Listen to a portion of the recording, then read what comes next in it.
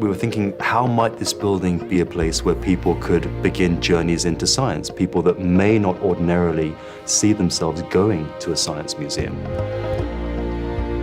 Once you get people in, you can really get them excited about science, but you need to get them over the threshold. So we decided that we would have an aquarium at the heart. People may be frightened of physics, but they're not frightened of fish. So it's an easy way to get them in. The existing institution in Miami was beloved, but very aged, very small. We really needed to move to a better location, and Miami had this ambition to create a new cultural quarter and heart in the center, clustered around the downtown and the waterfront. The Science Museum is not a single building, but it's more like a small village, like a campus.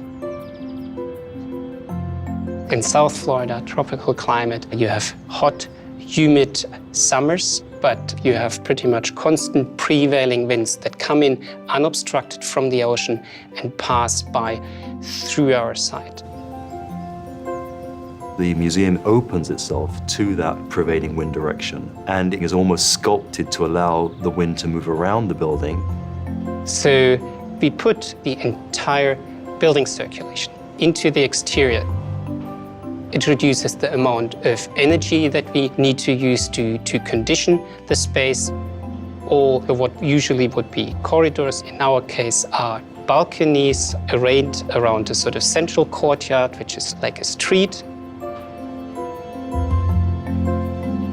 I really like their sense of how the public would flow, that you kind of see where you wanted to go and you could just go, you know? You can go up to the top floor and look in both directions to see the city on the one side and then across the park to the ocean on the other. There are very few public buildings in Miami where you do get to these wonderful views.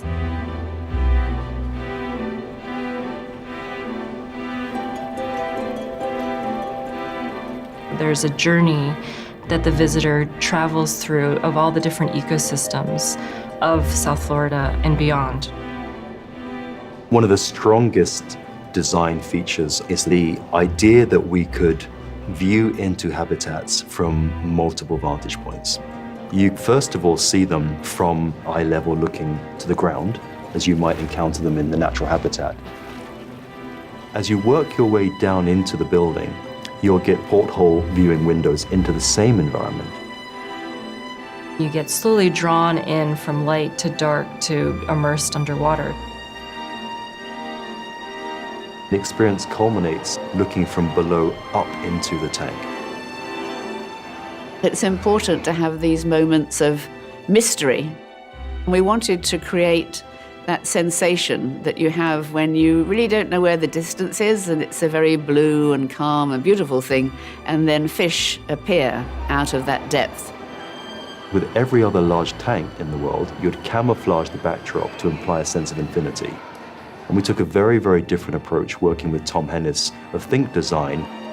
The sides recede away from you, and that your field of view is entirely through water.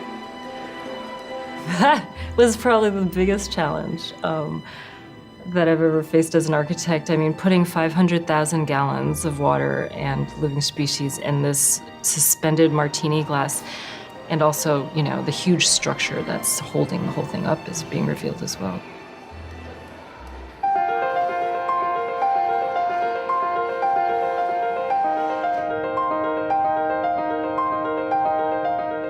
One of the things we liked about the Grimshaw design was the fact that they use materials which are fairly standard, but in subtle and different ways, which gives a delight to the building that you wouldn't have otherwise. The skin for the living core comprises these large circular tiles that are randomly organized from a flat surface tile to one that's slightly convex to one that's slightly concave. When you look at them in different lighting conditions, they really come alive. By working with a limited number of different elements, we animate the facade in a way which can be also perceived by someone who's driving by the museum in a car at a higher speed. If you drive past on the freeway, your sight is taken by the planetarium.